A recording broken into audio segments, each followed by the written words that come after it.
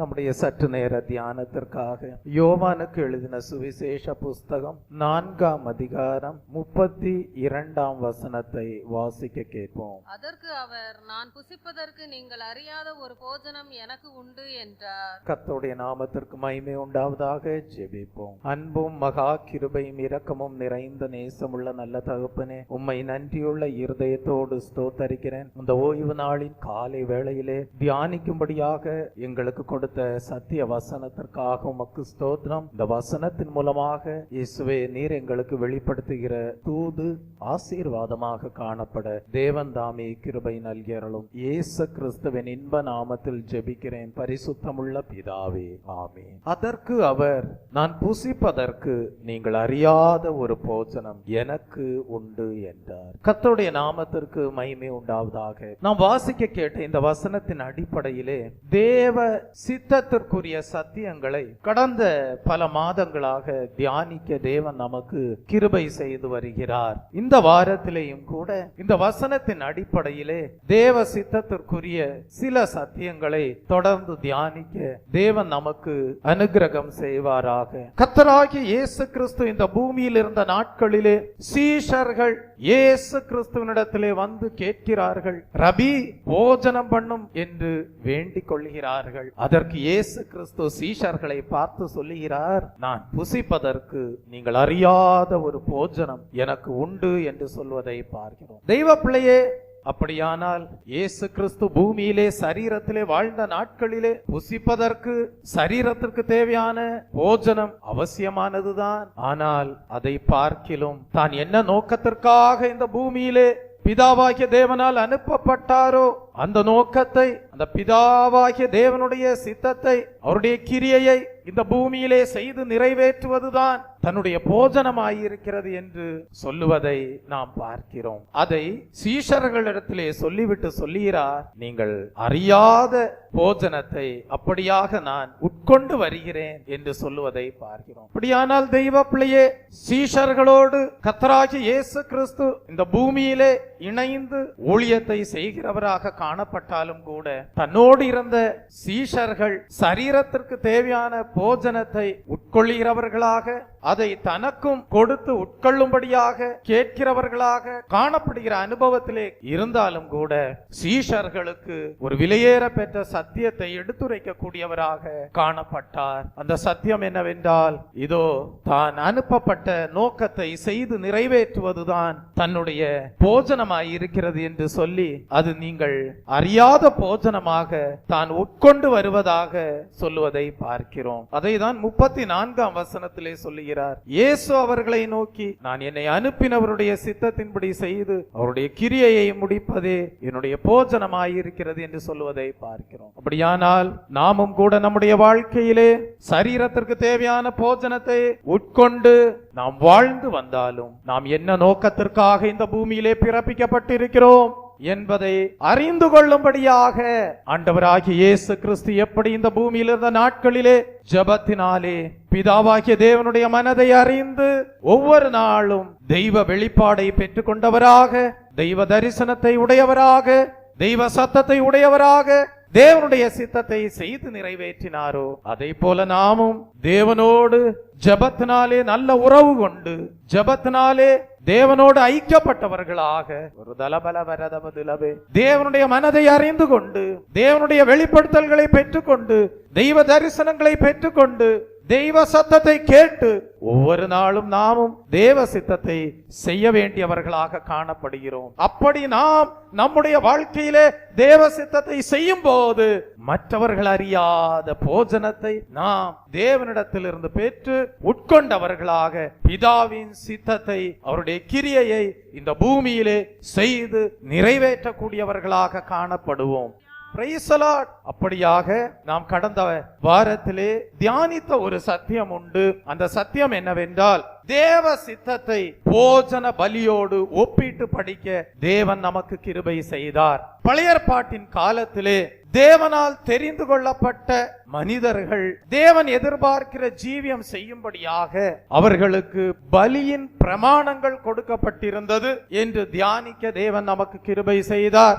அப்படிப்பட்ட பலிகளிலே ஒரு பிரதானமான ஒரு பெரிய பலிதான் போஜன பலியாக காணப்பட்டது. பழைய ஏற்பாட்டின் காலத்திலே ஜீவித்து வந்த மனிதர்கள் இந்த பெரிய பலியாகிய போஜன பலியினாலே, அந்த போஜன பலியின் பிரமாணத்தின் மூலமாக தங்களுடைய ஜீவியம் எப்படி காணப்பட வேண்டும் என்பதை அறிந்து ஜீவிக்கிறவர்களாக காணப்பட்டார்கள். தேவன் கொடுத்த போஜன பலியின் பிரமாணத்தை தங்களுடைய ஜீவியத்தோடு ஒப்பிட்டு பார்த்து தேவன் தங்களுடைய ஜீவியம் எப்படி இருக்க வேண்டும் என்பதை விரும்புகிறார் என்பதை அந்த போஜன பலியின் பிரமாணத்தின் மூலமாக அறிந்து கொண்டார்கள். அப்படியாக நாம் கடந்த வாரத்திலே தியானித்த வேளையிலே முதலாவது தானியம் என்ன செய்யப்படுகிறது? நொறுக்கப்படுகிறது. பின்பு அந்த தானியத்திலே எண்ணெய் சேர்க்கப்படுகிறது. பின்பு அந்த தானியத்திலே தூப வர்க்கம் வார்க்கப்படுகிறது. தெய்வ பிள்ளையே, பின்பு அந்த போஜன பலியிலே உப்பு சேர்க்கப்படுகிறது. பின்பு அந்த போஜன பலி ஒரு கைப்பிடி நிறைய எடுக்கப்பட்டு அது பலிபீடத்திலே என்ன செய்யப்படுகிறது என்றால் வைக்கப்படுகிறது. அந்த ஒரு கைப்பிடி நிறைய எடுத்து பலிபீடத்தின் மேல் தகனித்த பின்பு மீதியானது ஆரோனையும் அவனுடைய குமாரரையும் சேரக்கூடியதாக காணப்படுகிறது. இந்த போஜன பலியிலே புளித்தமா சேர்க்கப்படக்கூடாது. இந்த போஜன பலியிலே தேனை சேர்க்க கூடாது. இதை நாம், இந்த சத்தியத்தை நாம், இந்த போஜன பலியின் பிரமாணத்தை நாம் புதிய ஏற்பாட்டின் காலத்திலே தேவன் நம்முடைய வாழ்க்கையிலே எதிர்பார்க்கக்கூடிய ஆவிக்குரிய அனுபவத்தோடு ஒப்பிட்டு படிக்க தேவன் நமக்கு கிருபை செய்தார். அப்படி படித்த வேளையிலே நாம் அறிந்து கொண்ட ஒரு சத்தியம் உண்டு. ஆண்டவராகிய இயேசு கிறிஸ்து நமக்காக பலியாக சிலுவையிலே தம்முடைய இரத்தத்தை சிந்தி ஜீவனை கொடுத்தார். தெய்வ பிள்ளையை, இந்த போஜன பலியை கர்த்தராகிய இயேசு கிறிஸ்துனுடைய அந்த கிருபாதார பலியோடு ஒப்பிட்டு நாம் படிக்க முடியும். அப்படி படித்த வேளையிலே தேவன் இயேசு கிறிஸ்துவை இந்த பூமியிலே அனுப்பி நமக்காக கிரயமாக இரத்தம் சிந்த வைத்து கிருபாதார பலியாக மாளும்படியாக நமக்காக தம்முடைய ஒரே பேரான குமாரனை இந்த பூமியிலே அனுப்பி ஜீவனை கொடுக்க வைத்தார் என்றால் அதற்கு ஒரு காரணம் உண்டு. அந்த காரணம் என்ன? இந்த உலகத்தில் இருக்கக்கூடிய ஒரு மனிதனாகிலும் பாவத்தினால் பாதாளத்திலே அழிந்து மாண்டு விடக்கூடாது என்பதற்காகவே இயேசு கிறிஸ்துவை கிருபாதார பலியாக பிதாவாகிய தேவன் இந்த பூமியிலே அனுப்பினார். அப்படியானால் இயேசு கிறிஸ்து சிலுவையிலே தன்னுடைய ஜீவனை கொடுத்த போது அவருக்கு ஒரு சந்தோஷம் உண்டாயிருந்தது. அந்த சந்தோஷம் என்ன தெரியுமா? அவர் தமது ஆத்தும வருத்தத்தின் பலனை கண்டு சந்தோஷம் அடைந்தார். முழு மனுக்குலத்தின் பாவ நிவிர்த்திக்காக, முழு மனுக்குலத்தின் பாவ மன்னிப்புக்காக தான் ஜீவனை கொடுக்கிறேன் என்றும், முழு மனுக்குலத்தின் ஆத்தும பாதாள வல்லமையிலிருந்து விடுதலை ஆக்கக்கூடிய ஒரு பெரிய கிருபாதார பலியாக தான் மாறுகிறார் என்கிற சந்தோஷத்தோடு சிலுவையிலே ஜீவனை கொடுத்தார். அப்படியானால் இந்த கிருபாதார பலியை யார் ஏற்றுக்கொள்கிறார்களோ, யார் ஆண்டவராகிய இயேசு கிறிஸ்துவை சொந்த இரட்சகராக ஏற்றுக்கொண்டு அவர் கொடுத்த பிரமாணத்தின்படி வாழுகிறார்களோ அவர்கள் பாதாள வல்லமையிலிருந்து மீட்கப்பட்டு பரலோக ராஜ்யத்தை சுதந்தரிக்கக்கூடிய பாக்கியத்தை அடைகிறார்கள் என்கிற நம்பிக்கையை நமக்கு இந்த பூலோகத்திலே விட்டு சென்றிருக்கிறார். இன்றைக்கும் பிதாவின் வலது பாசத்திலே வீற்றிருந்து உயிர்த்தெழுந்த கிறிஸ்துவாக நமக்காக பரிந்து பேசிக்கொண்டே இருக்கிறார்.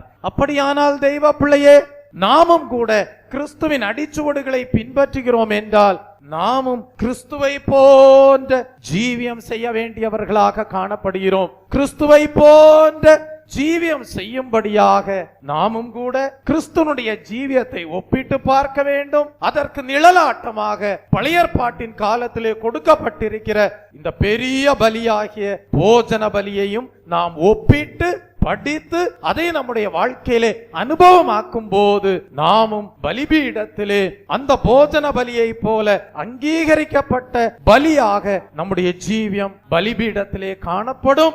இயேசு கிறிஸ்து எப்படி அந்த போஜன பலிக்கு பொருளாக ஜீவித்து காண்பித்து பிதாவாகிய தேவனால் அங்கீகரிக்கப்பட்டாரோ, அவருடைய வலது வாசத்திலே வீற்றிருக்க பண்ணினாரோ அதை போல நாமும் இயேசு கிறிஸ்துனுடைய வாழ்க்கைக்கு ஒப்பிட்டு அதை போல வாழும்போது நாமும் தேவனால் அங்கீகரிக்கப்படுவோம். நாமும் அவரோடு சிங்காசனத்திலே வீற்றிருந்து அவரோடு ஆளுகை செய்வோம். அப்படியானால் நம்முடைய வாழ்க்கையிலேயும் எப்படி ஒரு தானியம் நொறுக்கப்படுகிறதோ அதை போல நாமும் நொறுக்கப்படுவோம். காரணம், தேவ சித்தம் செய்யும்படியாக தீர்மானித்திருக்கிற நம்முடைய வாழ்க்கையிலே கஷ்டங்கள், பாடுகள், உபத்திரவங்கள், நொறுக்கப்படுகிற அனுபவங்கள் உண்டாயிருக்கும். அதை நாம் ஏற்றுக்கொண்டு நம்முடைய வாழ்க்கையிலே இருக்கக்கூடிய சுய விருப்பங்கள், நம்முடைய வாழ்க்கையிலே இருக்கக்கூடிய சுய சித்தங்களை அகற்றிவிடும்படியாக நாம் மகிழ்ச்சி என்கிற,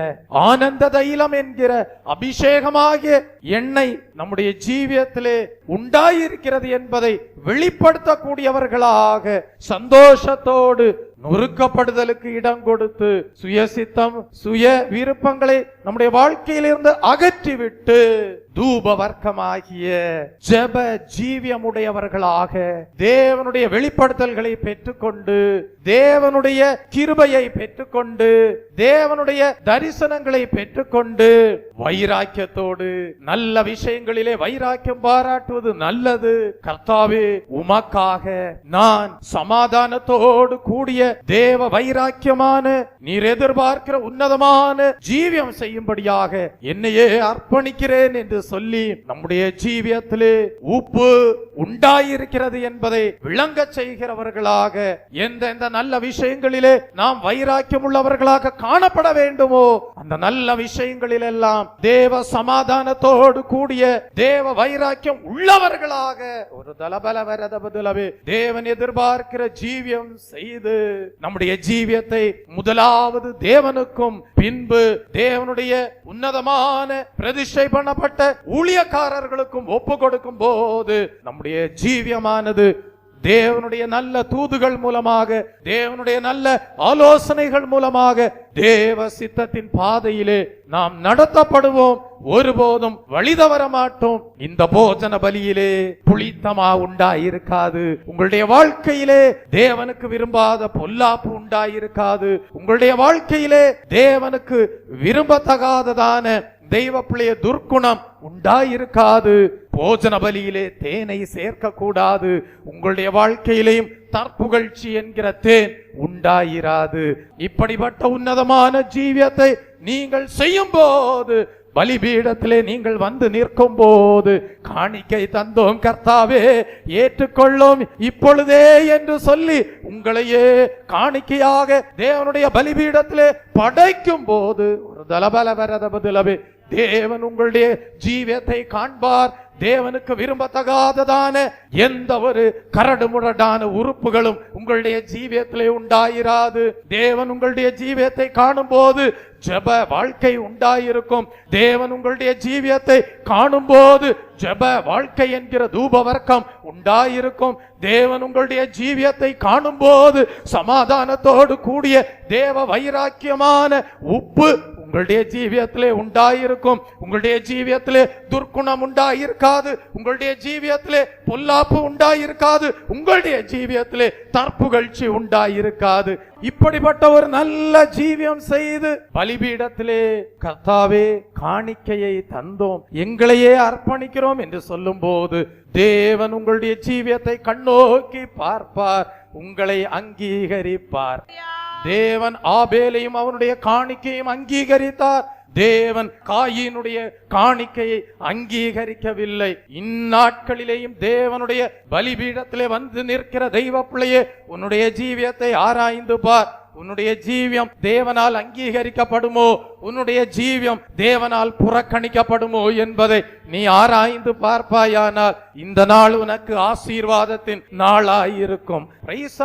அடுத்த ஒரு சத்தியமாக நாம் என்ன படிக்கிறோம் என்றால், இந்த போஜன பலியிலே இப்படிப்பட்ட காரியங்களை எல்லாம் சேர்த்து விட்டு அடுத்தது என்ன செய்ய வேண்டுமாம்? லேவியராகமம் எழுதின புஸ்தகம் 2ஆம் அதிகாரத்திற்கு வரும்போது 4 முதல் 7 வசனங்களை வாசிக்கும் போதும் 14ஆம் வசனத்தை வாசிக்கும் போதும் நாம் நாம் சில சத்தியங்களை அங்கே படிக்கிறோம். லேவியராகமம் எழுதின புஸ்தகம் 2ஆம் அதிகாரம் 4 முதல் 7 வசனங்களை வாசிக்கும் போது, நீ படைப்பது அடுப்பில் பாகம் பண்ணப்பட்ட போஜன பலியினால் அது எண்ணெயிலே பிசைந்த மெல்லிய மாவினால் செய்த புளிப்பில்லா அதிரசங்களையாவது எண்ணெய் பூசப்பட்ட புளிப்பில்லா அடைகளையாவது இருப்பதாக. நீ படைப்பது தட்டையான சட்டியில் பாகம் பண்ணப்பட்ட போஜன பலியானால் அது எண்ணெயிலே பிசைந்த புளிப்பில்லா மெல்லிய மாவினால் செய்யப்பட்டதாய் இருப்பதாக. அதை துண்டு துண்டாக பிட்டு அதன் மேல் எண்ணெய் வார்ப்பாயாக. இது ஒரு போஜன பலி. நீ படைப்பது பொரிக்கும் சட்டியில் பாகம் பண்ணப்பட்ட போஜன பலியானால் அது எண்ணெயிலே பிசைந்த மெல்லிய மாவினால் செய்யப்படுவதாக. 14ஆம் வசனம், முதற் பலன்களை போஜன பலியாக நீ கர்த்தருக்கு செலுத்த வந்தால் நிறைந்த பச்சையான கதிர்களை நெருப்பிலே வாட்டி உதிர்த்து அதை உன் முதற் பலனின் போஜன பலியாக கொண்டு வர கடவாய். கர்த்தருடைய நாமத்திற்கு மகிமை உண்டாவதாக. நாம் வாசிக்க கேட்ட இந்த வசனங்களிலே சொல்லப்பட்டிருக்கிற காரியம் என்னவென்றால், இந்த போஜன பலி என்ன செய்ய வேண்டுமா? 4 விதமான அக்கினியினாலே அது என்ன செய்ய வேண்டுமா? அது பக்குவப்படுத்தப்பட வேண்டும் என்று படிக்கிறோம். இந்த போஜன பலி அடுப்பில் பாகம் பண்ணப்பட்டதாகவோ, தட்டையான சட்டியில் பாகம் பண்ணப்பட்டதாகவோ, பொரிக்கும் சட்டியில் பாகம் பண்ணப்பட்டதாகவோ, நெருப்பிலே வாட்டப்பட்டதாகவோ இருக்க வேண்டும் என்று படிக்கிறோம். தெய்வ பிள்ளையே, போஜன பலி ஆக்கப்படும்படியாக தானியம் நொறுக்கப்பட்டு விட்டது, எண்ணெய் சேர்க்கப்பட்டு விட்டது, தூப வர்க்கம் போடப்பட்டு விட்டது, உப்பும் அதிலே சேர்க்கப்பட்டாயிற்று. ஆனால் அது மாவாகவே இருந்தால் உட்கொள்ள முடியுமா? உட்கொள்ள முடியாது. ஆகவே தேவன் பிரமாணங்களை கொடுத்தார். இந்த போஜன பலி பக்குவப்படுத்தப்படும்படியாக, இந்த போஜன பலி கர்த்தருக்கு சுகந்த வாசனையாக செலுத்தப்படும்படியாக என்ன செய்ய வேண்டுமா? அது கர்த்தருக்கு சுகந்த வாசனையாக செலுத்தப்படுவதற்கு முன்பு 4 விதமான அக்கினி வழியாக பக்குவப்படுத்தப்பட வேண்டும் என்று படிக்கிறோம். எத்தனை விதமான அக்கினி?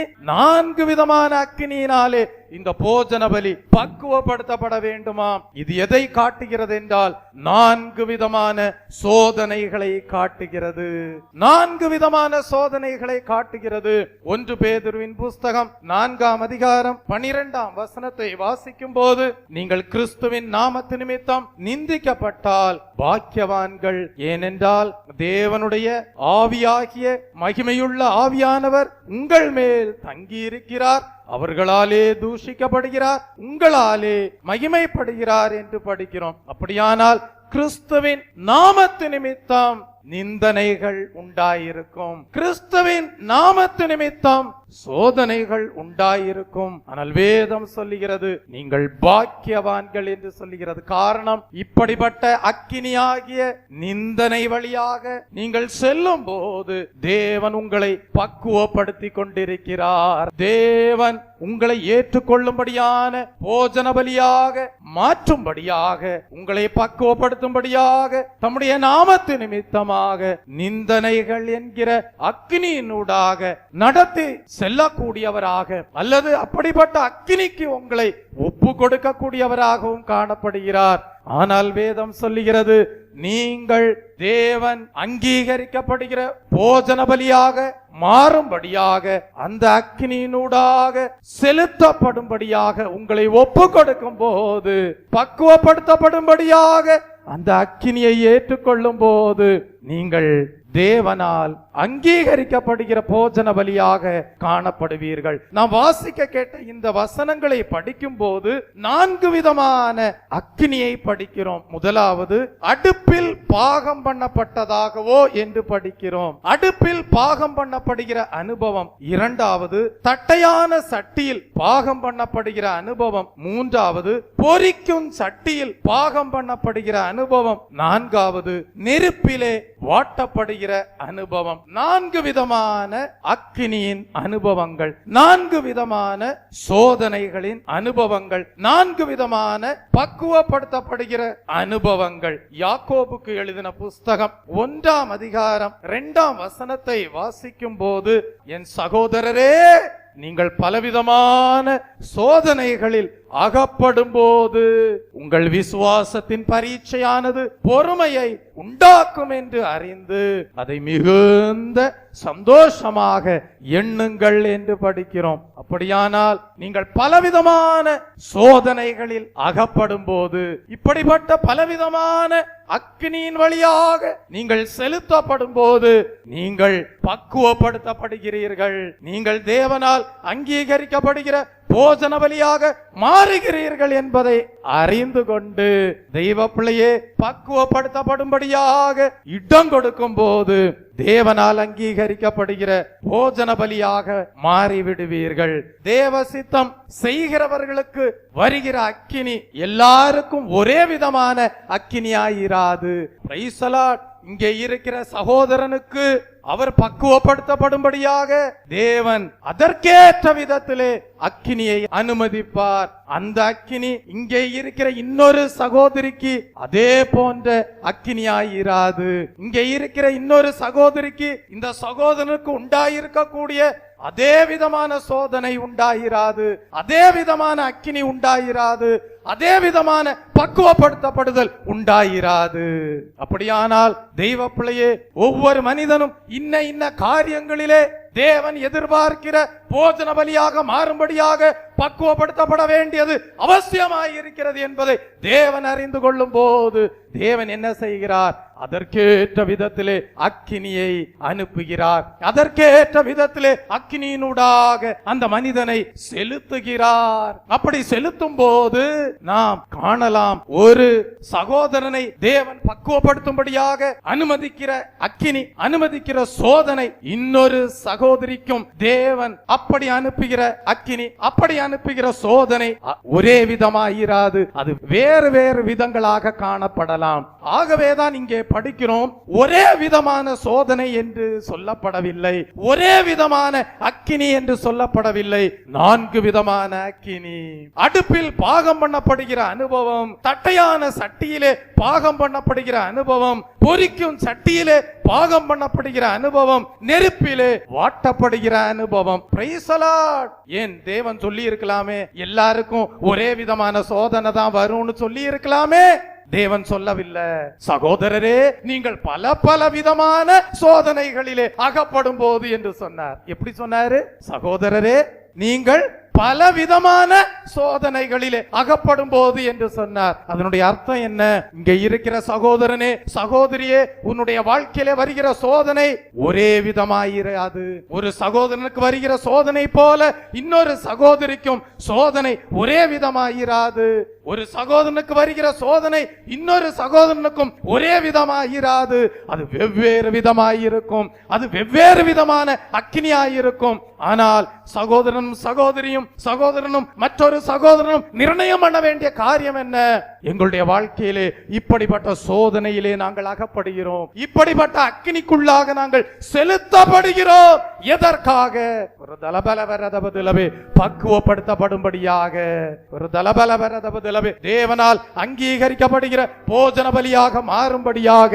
நீங்க நினைக்கலாம், என்ன நேத்து பொரிக்கும் சட்டியில போட்ட அக்கினி மாதிரி இருந்தது, இன்னைக்கு தட்டையான சட்டியில தேவன் போடுகிறாரே. கர்த்தாவே, நேற்று தட்டையான சட்டியில போட்ட அனுபவமா இருந்தது, இன்னைக்கு கர்த்தாவே நீர் ஏதோ எங்களை அடுப்பிலே பாகம் பண்ணுகிற அனுபவத்துல வைக்கிறீரே என்று சொல்லலாம். கர்த்தாவே, நேற்று நாங்க அடுப்புல பாகம் பண்ணப்பட்ட அக்கினியின் அனுபவத்துல காணப்பட்டோமே, இன்றைக்கோ கர்த்தாவே நாங்கள் நெருப்பிலே வாட்டப்படுகிற அனுபவத்துல காணப்படுகிறோமே என்று நீங்கள் சொல்லலாம். எதற்காக இந்த அக்கினி? ஏன் பலவிதமான சோதனை? எதற்காக பலவிதமான அக்கினியினூடாக தேவன் உங்களுடைய ஜீவியத்தை செலுத்துகிறார் என்றால், நீங்கள் அதிலே பக்குவப்படும்படியாக.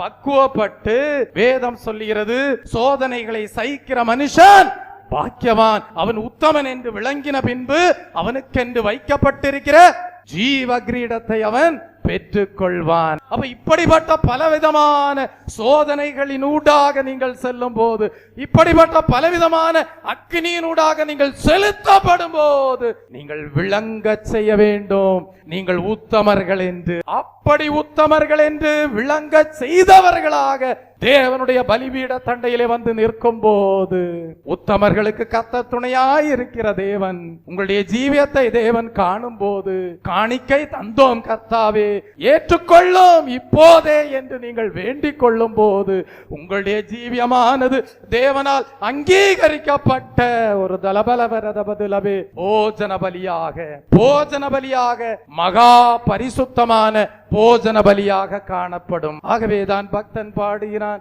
காணிக்கை தந்தோ கர்த்தாவே ஏற்றுக்கொள் என்னை இப்போதே, கண் கொண்டு பாரும் கடவுளின் மகனே, காணிக்கை யார் தந்த நீர்தானே, காணிக்கை தந்தோ கர்த்தாவே ஏற்றுக்கொள் என்னை இப்போதே, கண் கொண்டு பாரும் கடவுளின் மகனே, காணிக்கை யார் தந்த நீர்தானே, காணிக்கைதான் கொடுக்க வந்தோ கருணை கிடைக்கட்டோ. பக்தன் பாடுகிறான், பக்தன் என்ன பாடுகிறான்? காணிக்கை தான் கொடுக்க வந்தோம், கருணை கிடைக்கட்டும்.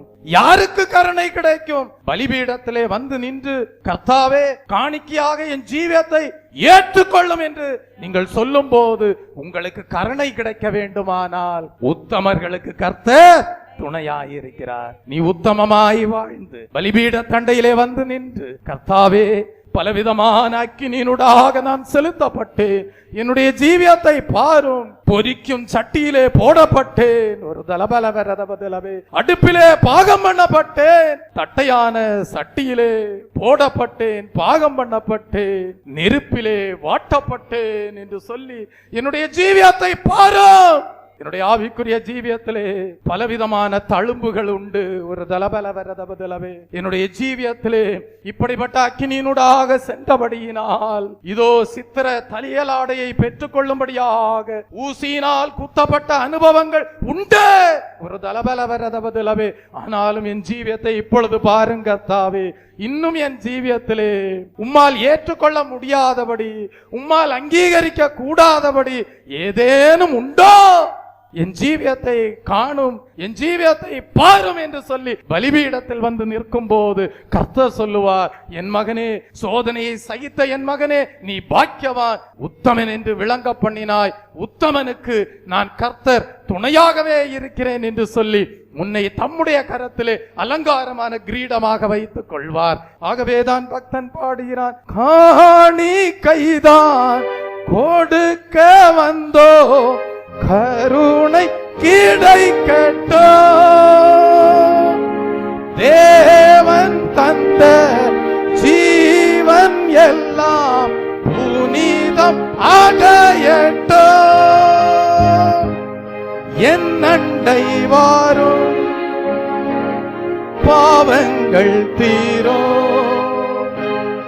என் அண்டை வாரும் பாவங்கள் தீரும், ஏனென்று கேளும் கடவுளின் மகனே, எம்மையே காணிக்கை தந்தோமே, ஏனென்று கேளும் கடவுளின் மகனே, எம்மையே காணிக்கை தந்தோமே, காணிக்கை தந்தோ கர்த்தாவே ஏற்றுக்கொள் என்னை இப்போதே, கண் கொண்டு பாரும் கடவுளின் மகனே, காணிக்கை யார் தந்த நீர்தானே, கண் கொண்டு பாரும் கடவுளின் மகனே, காணிக்கை யார் தந்த நீர்தானே. அப்ப பலிபீடத்துல வந்து நிக்கும் போது கர்த்தரிடத்துல ஒரு கேள்வி கேட்கலாம். என்ன கேள்வி தெரியுமா?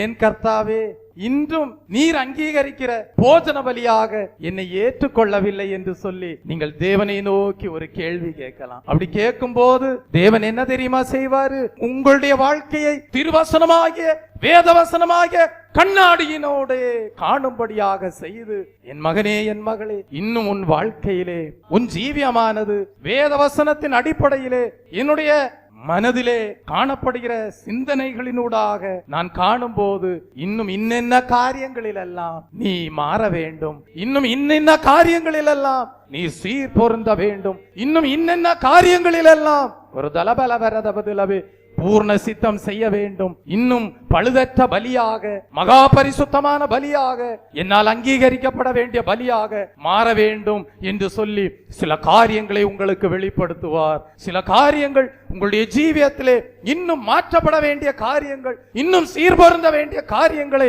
கண்ணாடியாக வேதவசனத்தின் வெளிச்சத்திலே உங்களுக்கு வெளிப்படுத்துவார். நீ கேள்வி கேட்பாய், கர்த்தர் பதில் கொடுப்பார். நீ கேள்வி கேட்பாய், கர்த்தர் பதில் கொடுப்பார். பதில் கொடுக்கும் போது அந்த பதிலை பெற்றுக்கொண்டு அந்த வார்த்தை கிடைத்த உடனே அதை எனக்குள் வாங்கி புசித்தே, அந்த வார்த்தை கிடைத்த உடனே அதை எனக்குள் வாங்கி புசித்தே, அந்த வார்த்தை கிடைத்த உடனே அதை எனக்குள் வாங்கி புசித்தே, அந்த வார்த்தை கிடைத்த உடனே அதை எனக்குள் வாங்கி புசித்தே, அந்த வார்த்தை கிடைத்த உடனே அதை எனக்குள் வாங்கி புசித்தே. நீ கேள்வி கேட்கிறாய், கர்த்தர் பதிலை கொடுக்கிறார். நீ எதிலே சீர் பொருந்த வேண்டும், இன்னும் எதிலே மாற வேண்டும், இன்னும் எதை அகற்ற வேண்டும் என்று உன்னுடைய ஜீவியத்திற்கு ஏற்ற பதிலை தேவன் கொடுக்கும் போது அதை நல்ல ஆவிக்குரிய மன்னாவாக பெற்றுக்கொண்டு, கர்த்தாவே உமக்கு முன்பாக நிலை நிற்கக்கூடியவன் யார், உமக்கு நியாயம் கற்பிப்பவன் யார், உம்முடைய வார்த்தைகளை அசட்டை பண்ணுவதற்கு யாரால் கூடும் என்று சொல்லி அந்த தேவ வார்த்தைகளுக்கு கீழ்ப்படிந்து, அந்த தேவ வார்த்தைகளுக்கு தாழ்ந்து போய், அந்த தேவ வார்த்தைகளுக்கு அர்ப்பணித்து உன்னுடைய ஜீவியத்தை பக்குவப்படுத்தும்படியாக அந்த தேவ வார்த்தைகளுக்கு நீ இடம் கொடுக்கும் போது ஒரு தலபலவரதபதிலவே உன்னை வாலாக்காமல் இயேசு தலையாக்குவார், உன்னை கீழாக்காமல் இயேசு மேலாக்குவார், உன்னை வாலாக்காமல் இயேசு தலையாக்குவார், உன்னை கீழாக்காமல் இயேசு மேலாக்குவார். ஜெயம் ஜெயம் அல்லேலூயா, ஜெயம் ஜெயம் அல்லேலூயா, ஜெயம் ஜெயம் அல்லேலூயா, ஜெயம் ஜெயம் அல்லேலூயா.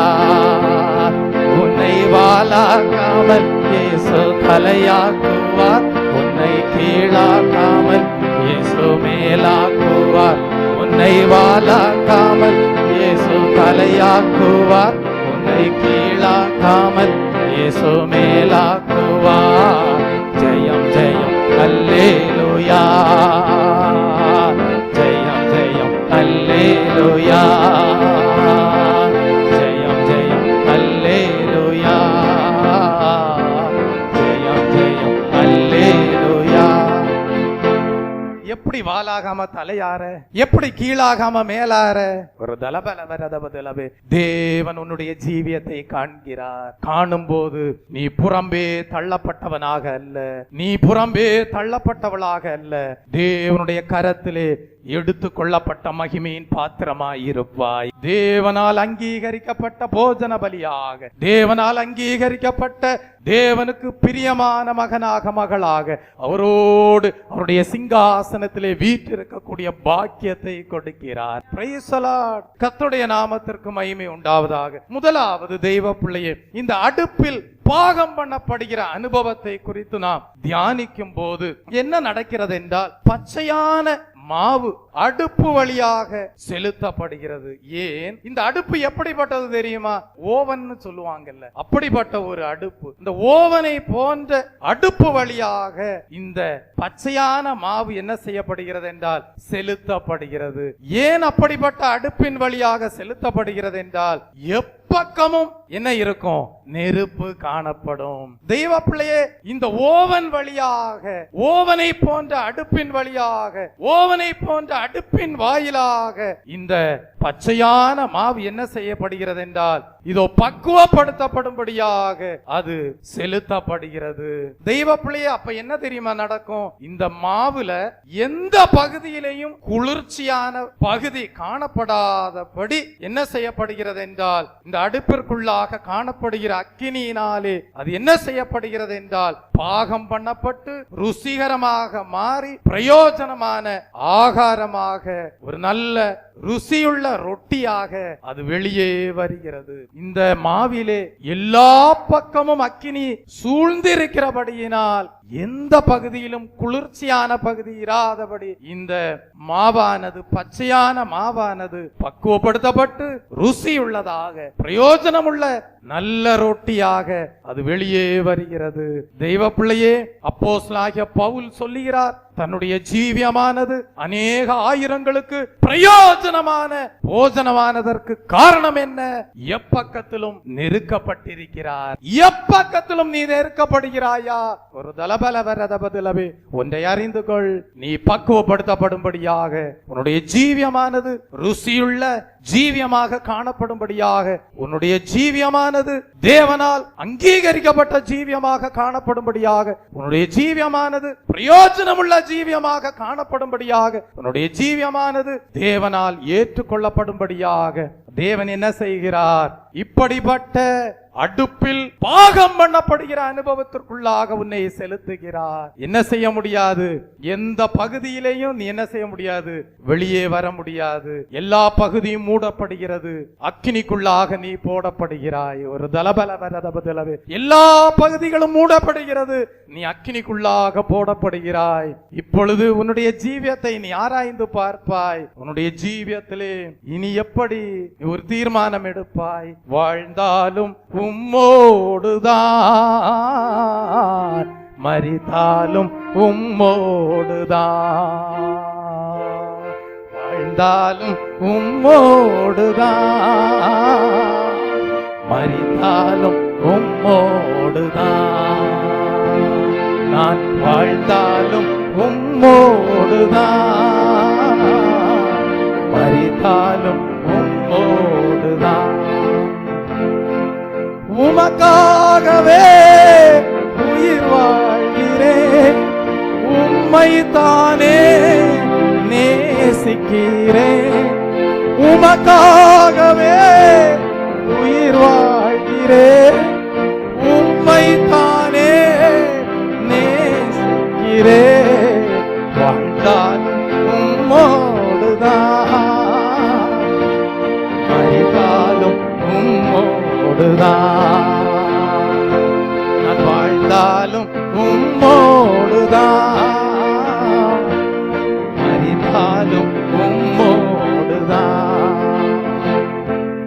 உமக்காகவே உயிர் வாழ்கிறேன், உம்மை தானே நேசிக்கிறேன். உமக்காகவே உயிர் வாழ்கிறேன், உம்மை தானே நேசிக்கிறேன். வாழ்ந்தாலும் உம்மோடுதான், மரித்தாலும் உம்மோடுதான். நான் வாழ்ந்தாலும் உம்மோடுதான், மரித்தாலும் உம்மோடுதான்.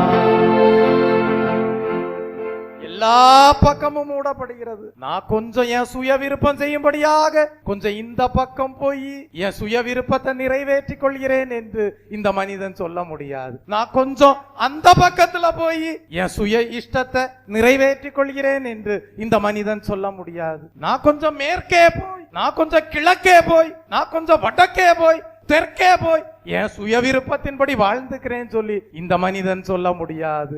ஏன்னா எப்பக்கத்திலும் அக்கினி, எப்பக்கத்திலும் அக்கினி.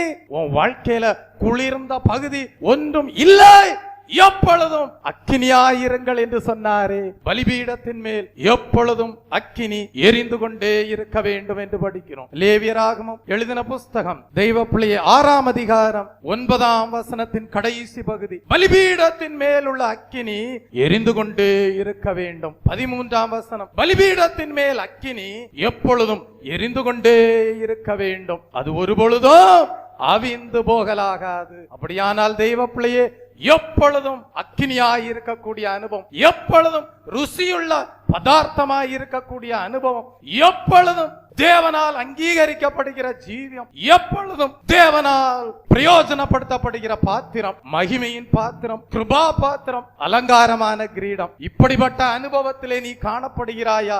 எப்பக்கத்திலும் அக்கினி, நீயோ நல்ல ஒரு போஜன பலி. Praise the Lord. தெய்வ பிள்ளையே, அப்படிப்பட்ட அனுபவம் தான் அடுப்பிலே பாகம் பண்ணப்படுகிற அனுபவம். நீ அக்கினியிலே, அடுப்பிலே பாகம் பண்ணப்படுகிற அனுபவத்திலே வைக்கப்பட்டு இருக்கிறாயா?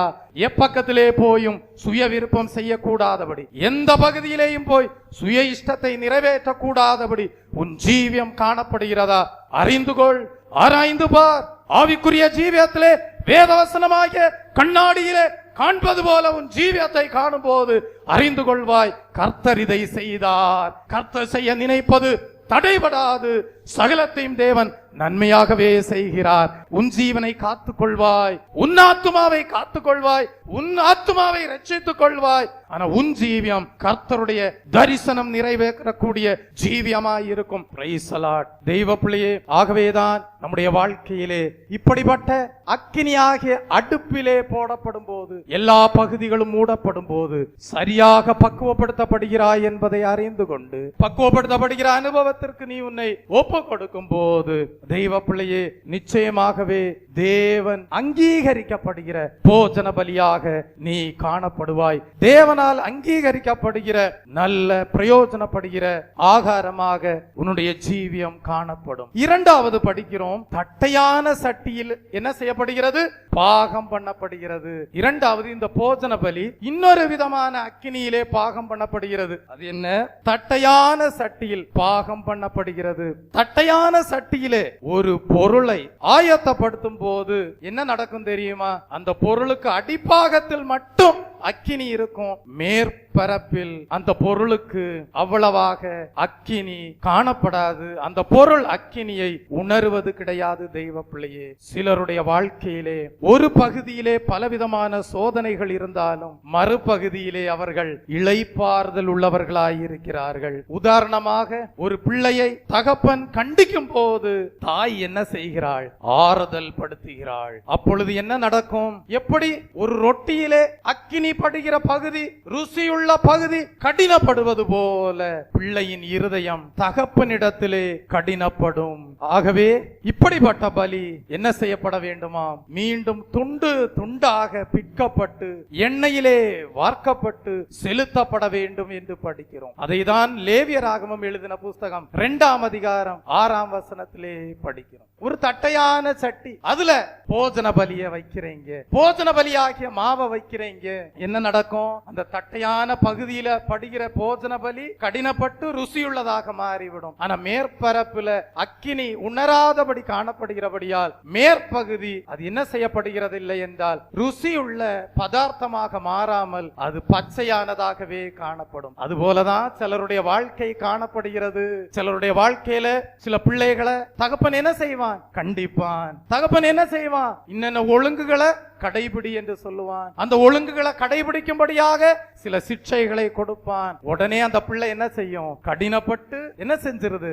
ஆறுதல் தேடி, இளைப்பாறுதலை தேடி யாரிடத்துல ஓடுது? தாயின் இடத்துல ஓடுது. தாய் தவறா சொல்லி கொடுக்கறான்னு வைங்க, என்ன சொல்லி கொடுப்பா? ஒருவேளை தாய் தவறா சொல்லி கொடுக்கறான்னு வைங்க, என்ன இப்படி சொல்லி கொடுக்கறான்னு வைங்க, ஒரு கெட்ட தாயின்னு வச்சுக்கோங்க. என்ன தாய்? கெட்ட தாயின்னு வச்சுக்கோங்க. இப்ப நம்ம படிக்கிறோமே பேப்பர்ல எல்லாம், குழந்தையை கொல்லுகிற தாய், அப்படி எல்லாம் படிக்கிறோம். கெட்ட தாய்.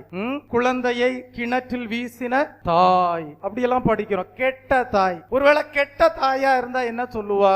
மகனே, நம்ம தகப்பேன் சரியில்லாத தகப்பேன், உன் தகப்பேன் என்ன சரியில்லாத தகப்பேன் அப்படின்னு சொல்லி கெட்ட தாய். மகனே, இனி தகப்பன்ட்ட இருக்காத, போய் நீ என்ன செய், போய் திருடி சம்பாதி, நீ போய் என்ன செய், உனக்கு பிரியமான வழியில போய் நீ என்ன செய், இளைப்பாரி. அந்த கெட்ட குமாரன் எப்படி போனானோ அப்படியே நீயும் போ, போய் சுய விருப்பம் போல போ, சந்தோஷமா வாழு, உன் மன விருப்பத்தின்படி வாழுன்னு சொல்லி கெட்ட அறிவுரைகளை சொல்லுவாளே. ஆனால் அந்த மகன் ருசியுள்ள போஜன பலியாக மாறுவானா? அவன் ருசியுள்ள போஜன பலியாக மாறவே மாட்டான். அவனுடைய வாழ்க்கை தேவனால் அங்கீகரிக்கப்பட முடியாது. ஒரு பக்கம் ருசியுள்ள ஆலோசனைகளினாலே அவன் சூடேற்றப்பட்டிருந்தாலும், ஆனால் ஒரு தலபலவரதபதிலவே அவன் என்ன செய்கிறான்? மறுபகுதியிலே போய் இளைப்பாரும்படியாக கெட்ட தாய்க்கு இடம் கொடுத்து, கெட்ட தாய் சொல்லுகிற காரியங்களுக்கு இடம் கொடுத்து, கெட்ட தாய் சொல்லுகிற ஆலோசனைகளின்படி வாழ்ந்து, முடிவிலே காணிக்கை தந்தோம் கர்த்தாவே என்று சொல்லி பலிபீடத்துல ஒரு நாள் வந்து நிற்கும் போது அந்த மகனுக்கு கருணை கிடைக்குமா? அந்த பிள்ளைக்கு கருணை கிடைக்குமா? கர்த்தரால் அங்கீகரிக்கப்படுவானா? கர்த்தரால் அங்கீகரிக்கப்படுவாளா? அந்நாட்களிலே வேதம் சொல்லுகிறது, கோபாக்கினி நக்கினி அப்படிப்பட்டவர்கள் மேல் ஊற்றப்படும். தண்டனைக்கு தப்புவிக்கிறவன் யார் என்று வேதம் சொல்லுகிறது. தண்டனைக்கு தப்புவிக்கிறவன் யார்? ஒரு தலபலபரதபதிலவே நியாய தீர்ப்பின் நாளாயிருக்கும். தெய்வ பிள்ளையாகவேதான் ஒரு பகுதியிலே நெருப்பு என்கிற அக்கினி, ஒரு பகுதியிலே நெருப்பு என்கிற ஒழுக்கம், ஒரு பக்கத்திலே ஒரு பகுதியிலே நெருப்பு என்கிற நல்ல ஆலோசனைகள் தகப்பனால் கொடுக்கப்படும் போது பிள்ளை அதை கடினமாக ஏற்றுக்கொண்டு தான் ருசியுள்ள பதார்த்தமாக மாறுகிறோம், கடினப்படுகிறோம். ஆனாலும் இது நல்லதுக்காகவே என்று அறிந்து செயல்படாமல் தாயினிடத்திலே இளைப்பாறும்படியாக போகும்போது, தாயினிடத்திலே ஏதாவது தன்னுடைய சுய விருப்பத்தை நிறைவேற்றும்படியாக சில ஆலோசனைகளை பெற்றுக் கொள்ளலாம் என்று தாயினிடத்திலே போகும்போது, தாய் ஒரு நல்ல தாயா இருப்பாளேயானால் அவள் என்ன சொல்லுவாள்? தகப்பன் என்ன சொல்லுகிறானோ அதையே நீ செய்வாயாக. உன் தகப்பனுடைய ஆலோசனைக்கு விபரீதமான ஆலோசனை என்னிடத்தில் ஒன்றும் இல்லை என்று தாய் சொல்லுவாளே. ஆனால் தாய் ஒரு நல்ல தாயாய் இருப்பாள். அந்த பிள்ளையை இரட்சிக்கிறாள், அந்த பிள்ளையை பரலோக ராஜ்யத்திற்கு என்று ஆயத்தப்படுத்துகிறாள், அந்த பிள்ளையை தேவனுக்கு பிரயோஜனப்படுத்துகிற பாத்திரமாக மாற்றுகிறாள், அழிவில் இருந்து தப்புவிக்கிறாள், அந்த பிள்ளையினுடைய ஜீவியத்தை கனப்படுத்துகிறாள், அந்த பிள்ளையினுடைய ஜீவியத்தை மகிமைப்படுத்துகிறாள். பலிபீடத்திலே ஒரு நாள் வருகிறது, ஆபேல் எப்படி காணிக்கையை வைத்தபோது தேவனால் அங்கீகரிக்கப்பட்ட காணிக்கையாய் இருந்ததோ அதே போல அந்த பிள்ளை வந்து பலிபீடத்திலே நிற்கிறது. நிற்கும் போது ஒரு பாடலை பாடுகிறது. அந்த பாடல் என்ன?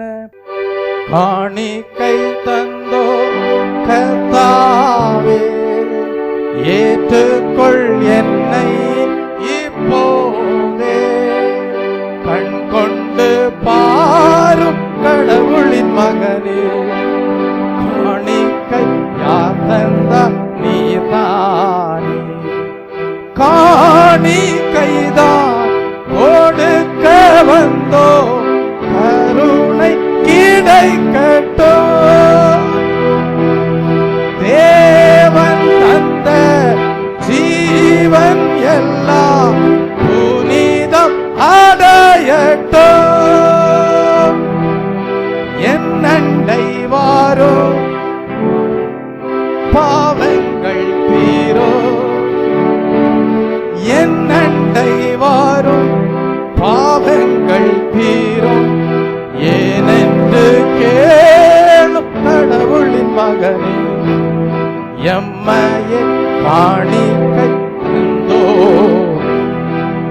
காணிக்கை தந்தோ கர்த்தாவே, ஏற்றுக்கொள் என்னை இப்போதே, கண் கொண்டு பாரும் கடவுளின் மகனே, காணிக்கை யார் தந்த நீதான். இரண்டு பேர் தேவாலயத்திற்கு போயிருந்தார்கள். ஒருவன் ஆயக்காரன், மற்றொருவன் பரிசேயன். யார் தேவனால் அங்கீகரிக்கப்பட்டது? பரிசேயனும் தேவனுடைய ஆலயத்திற்கு சென்றான், ஆயக்காரனும் தேவனுடைய ஆலயத்திற்கு சென்றான். ஒருவன் சொன்னான், கர்த்தாவே நான் ஜெபிக்கிறவனாயிருக்கிறேன், நான் உபவாசம் பண்ணுகிறவனாயிருக்கிறேன், நான் கர்த்தாவே நீர் நியமித்த காரியங்களை எல்லாம் செய்து நிறைவேற்றக்கூடியவனாயிருக்கிறேன் என்று சொல்லி தேவனுடைய சமூகத்துல வந்து தன்னையே நீதிமானாக வெளிப்படுத்தினான். மற்றொருவன் சொன்னான், தூரத்துல நின்று கொண்டு தன்னுடைய மார்பை அடித்து கொண்டு சொன்னான், தெய்வமே, தேவனே, பாவியாகிய என் மேல் இரக்கமாயிரும் என்று சொன்னார். தெய்வ பிள்ளையே, நீ நீதிமானாயிருக்கலாம், நீ பரிசுத்தமானாயிருக்கலாம், ஆனாலும் தேவ சமூகத்திலே வந்து நிற்கும் போது, கர்த்தாவே இன்னும் என்னுடைய ஜீவியத்திலே உமக்கு பிரியமில்லாத காரியங்கள் ஏதேனும் உண்டோ என்று சொல்லி மார்பிலே அடித்து கொண்டு ஒரு தலபலவரதபதலவே பாவியாகிய என் மேல் இரக்கமாயிரும் என்று சொல்லி நீ வேண்டிக் கொள்ளும் போது கர்த்தர் சொல்லுவார், என் மகனே, என் மகனே, பழுதொன்றும் உன்னிலே இல்லை, என் மகனே, என் மகளே, பழுதொன்றும் உன்னிலே இல்லை, நீ என்னால் ஏற்றுக்கொள்ளப்படுகிறாய், என்னால் நினைத்தருளப்படுகிறாய், என்னால் ஆசீர்வதிக்கப்படுகிறாய், என்னால் அங்கீகரிக்கப்படுகிறாய். உன்னுடைய ஜீவியமானது ருசியுள்ள ஜீவியமாய் இருக்கிறது, உன்னுடைய ஜீவியமானது மகிமையுள்ள ஜீவியமாய் இருக்கிறது, உன்னுடைய ஜீவியமானது என்னால் என்னுடைய கரத்திலே அலங்காரமான கிரீடமாக வைத்துக் கொள்ளக்கூடிய ஜீவியமாய் இருக்கிறது என்பார். ஆயக்காரனுடைய ஜீவியத்தை தேவன் அங்கீகரித்தாரா? பரிசேயனுடைய ஜீவியத்தை தேவன் அங்கீகரித்தாரா? தேவன் யாருடைய ஜீவியத்தை அங்கீகரித்தார்? ஆயக்காரனுடைய ஜீவியத்தை அங்கீகரித்தார். என்னுடைய ஆவிக்குரிய சிந்தனை சரியா இருக்குமே ஆனால் பரிசேயன் தன்னை நீதிமானாக வெளிப்படுத்தி இருந்தாலும் கூட ஒரு தலபலவரதபதலவே மார்பிலே அடித்துக் கொண்டு பாவியாகிய என் மேல் இரக்கமாயிரும் என்று கதறினானே அந்த ஆயக்காரன், அவன்தான் உண்மையாகவே நீதிமானாய் இருந்திருக்கிறான், அவன்தான் தேவனால் அங்கீகரிக்கப்பட்டவனாய் இருக்கிறான். ஆகவேதான் இந்த பக்தன் பாடுகிறான், காணிக்கைதான் கொடுக்க வந்தோ கருணை கிடைக்கட்டோ, தேவன் தந்த ஜீவன் எல்லாம் புனிதம் அடையட்டோ, என் அண்டை வாரும் பாவங்கள் தீரும். பாருங்க, இந்த மனிதன் என்ன பாடுறான்? என்னண்டை வாரும் கர்த்தாவே, என் பாவங்களை எல்லாம் தீரும். ஆனா இப்படி பாடுகிற மனிதன் உண்மையாகவே ஒரு பரிசுத்தவான், இப்படி பாடுகிற மனிதன் உண்மையாகவே ஒரு நீதிமான். அவன் தன்னை தாழ்த்தி மார்பிலே அடித்து கொண்டு சொல்லுகிறான், என்னண்டை வாரும், என் பாவங்களை தீரும், வேண்டுமானால் ஏனென்று கேளும். கடவுளின் மகனே, இன்னும் என் வாழ்க்கையிலே ஏதேனும் உமக்கு பிரியமில்லாதது உண்டோ, ஏனென்று கேளும் என்று பாடுகிற பரிசுத்தவான். ஏனென்று கேளும் கடவுளின் மகனே, எம்மையே காணிக்கை தந்தோமே, காணிக்கை தந்தோ கர்த்தாவே, ஏற்றுக்கொள் என்னை இப்போதே. ஆகவே சிலரிடத்திலே தவறான வைராக்கியம் கொள்கிறவர்களாய் இருக்கிறார்கள். காரணம் என்ன? நல்ல ஆலோசனைகளை சொல்லும் போது, நல்ல புத்திமதிகளை சொல்லும் போது சிலர் அவர்களோடு தவறான வைராக்கியம் கொள்கிறார்கள். தங்களுடைய சுய விருப்பத்தின்படி வாழும்படியான, தங்களுடைய சுய எண்ணங்களின்படி வாழும்படியான, தங்களுடைய சுய சித்தத்தை நிறைவேற்றக்கூடிய இடங்களிலே அவர்கள் போய் சேருகிறார்கள். அவர்கள் ஒருபோதும் தேவனால் அங்கீகரிக்கப்படுகிற போஜன பலியாக மாற முடியாது. சங்கீதம் 119 சங்கீதம் 92 வசனத்தை வாசியுங்கள். உம்முடைய வேதம் என் மனமகிழ்ச்சியாயிராதிருந்தால் என் துக்கத்திலே அழிந்து போயிருப்பேன் என்று சொல்லி சங்கீதக்காரன் சொல்லுகிறான். எபிரேயருக்கு எழுதின புஸ்தகம் 1 அதிகாரம் 9 வசனத்தை வாசிக்கும் போது, நீர் நீதியை விரும்பி அக்கிரமத்தை வெறுத்திருக்கிறீர், ஆதலால் தேவனே, உம்முடைய தேவன் உமது தோழரை பார்க்கிலும் உம்மை ஆனந்த தைலத்தினால் அபிஷேகம் பண்ணினார் என்று படிக்கிறோம். அப்படியானால் ஒரு பகுதியிலே சூடாக்கப்படும் போது, ஒரு பகுதியிலே சோதனை என்கிற பக்குவத்தினூடாக செலுத்தப்படும் போது அதிலே தவறான வைராக்கியம் கொள்ளாமல், சுய எண்ணங்களுக்கு இடம் கொடுத்து, சுய விருப்பங்களுக்கு இடம் கொடுத்து உன் ஜீவியத்தை அழிவுக்கு, நாசத்திற்கு ஒப்பு கொடாமல், கர்த்தாவே நீதிமான் என்னை குட்டி, என்னை தயவாய் கடிந்து கொள்ளட்டும். அது என் தலைக்கு எண்ணெயை போல் இருக்கும், அது என் தலைக்கு ஆனந்த தைலம் போல் இருக்கும் என்று சொல்லி அந்த நல்ல ஆலோசனைகளுக்கு இடம் கொடுக்கும் போது, நீயே பலிபீடத்துல வந்து பாவியாகிய என் மேல் இரக்கமாயிரும்னு சொல்லும் போது தேவன் சொல்லுவார், பழுதொன்று முன்னிலே இல்லை என்பார். நீ என்னால் அங்கீகரிக்கப்படுகிற காணிக்கையாயிருக்கிறாய் என்பார். இதுதான் தெய்வ பிள்ளையே இரண்டாவது அனுபவமாயிருக்கிறது. தட்டையான சட்டியிலே பக்குவம் பண்ணப்படுகிற அனுபவமாய் இருக்கிறது. மூன்றாவது அனுபவம், மூன்றாவது அக்கினியின் அனுபவம், பொரிக்கும் சட்டியில் பாகம் பண்ணப்படுகிற அனுபவம். என்ன சட்டி? பொரிக்கும் சட்டியில பாகம் பண்ணப்படுகிற அனுபவம். பொரிக்கும் சட்டியில என்ன பொரிப்பீங்க? அப்பளம் பொரிப்பீங்க. அப்பளம் பொரிக்கும்படி பொரிக்கும் சட்டியில என்ன செய்வீங்க? எண்ணெய கொதிக்கிற நிலையில வைப்பீங்க. அதத்தான் பாயிலிங் பாயிண்ட் என்று சொல்லுவார். தெய்வ பிள்ளையே, இந்த எண்ணெய் கொதிக்கிறதுக்கு முன்னாடி அதிலிருந்து என்ன செய்யுமா? குமிழிகள் எல்லாம் நீங்கி ஒரு அமைதல் உண்டாகும். தெய்வ பிள்ளையே, அப்படியே சிலருடைய வாழ்க்கையிலே அக்கினியாகிய சோதனையின் வழியாக கடந்து சென்று கொண்டிருந்தாலும் வெளி தோற்றத்திலே அவர்களுடைய கஷ்டங்கள், அவர்களுடைய வறுமைகள், அது ஒன்றும் வெளியே தெரியாமல் காணப்படும். காணப்படாத உபத்திரவங்கள் ஒரு தலபலபரதபதிலவே.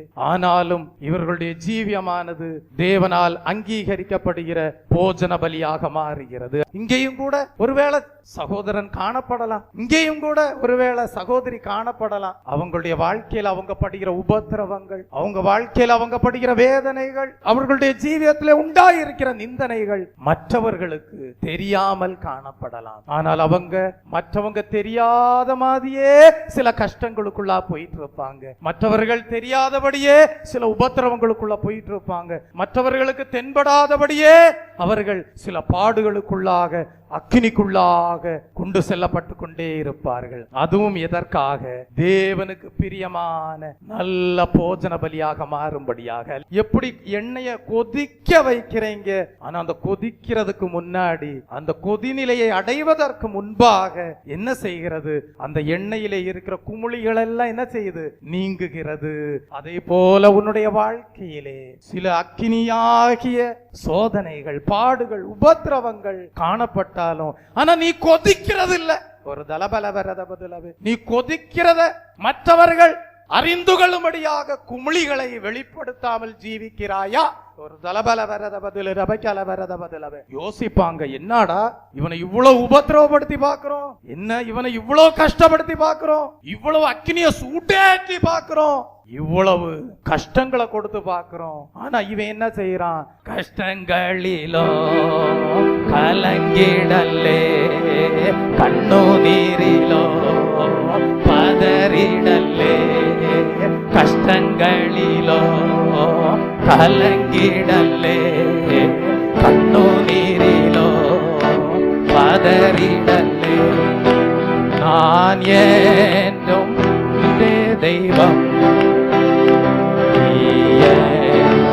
என்றேதானே, நான் என்றும் உந்தன் தெய்வம், நீ என்றும் என்றேதானே. கஷ்டங்களிலும் பதறிடல்லே, கண்ணு நீரிலும் கலங்கிடல்லே, கஷ்டங்களிலும் பதறிடல்லே, கண்ணு நீரிலோ கலங்கிடல்லே.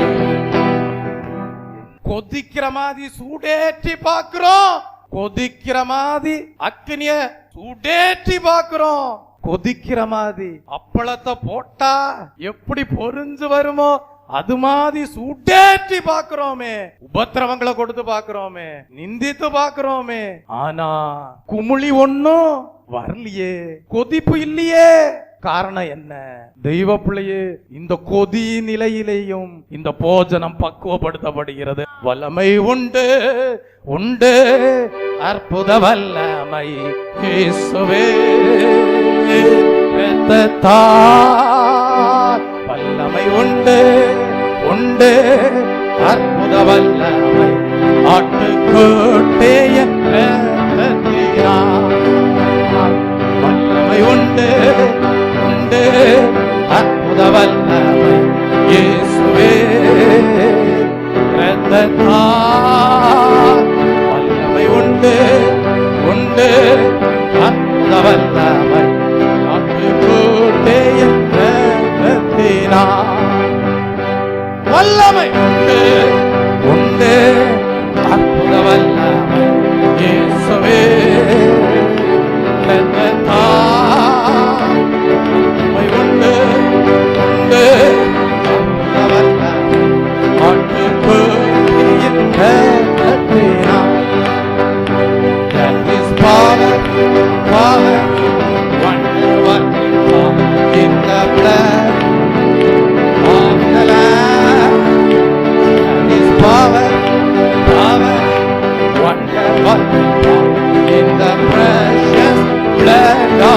Lamb, in the precious blood of the Lamb.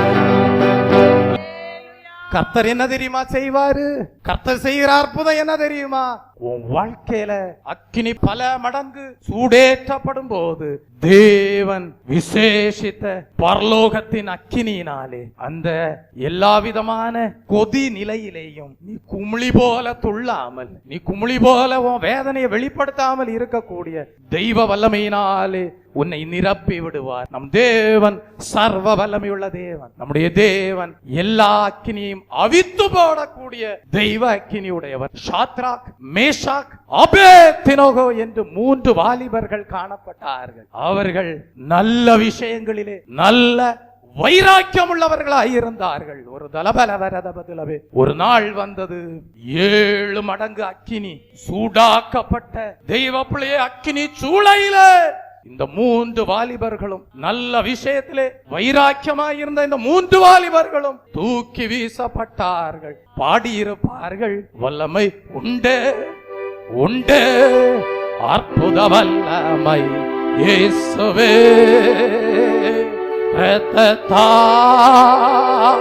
வல்லமை உண்டு உண்டு அற்புத வல்லமை ஆட்டுக்குட்டியின் இரத்தத்தினால். வல்லமை உண்டு உண்டு அற்புத வல்லமை இயேசுவே, வல்லமை உண்டு உண்டு அற்புத வல்லமை ஆட்டுக்குட்டியின் இரத்தத்தினால்.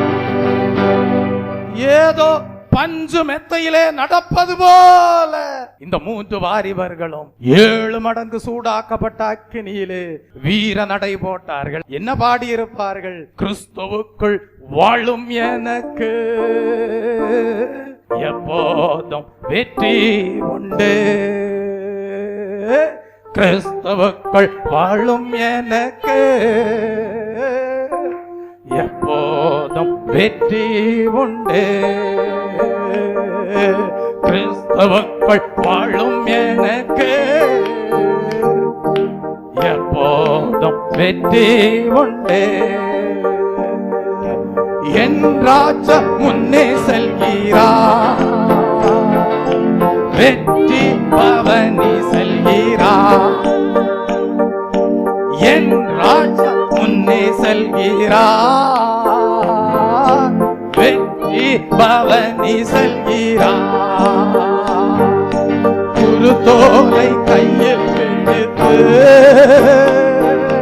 குருத்தோலை கையில் பிடித்து ஓசானா பாடிடுவே, ஓசானா பாடிடுவே. கிறிஸ்துவுக்குள் வாழும் எனக்கு எப்போதும் வெற்றி உண்டு, கிறிஸ்துவுக்குள் வாழும் எனக்கு எப்போதும் வெற்றி உண்டு. சாத்தானின் அதிகாரமெல்லாம் என் இயேசு பறித்து கொண்டார்.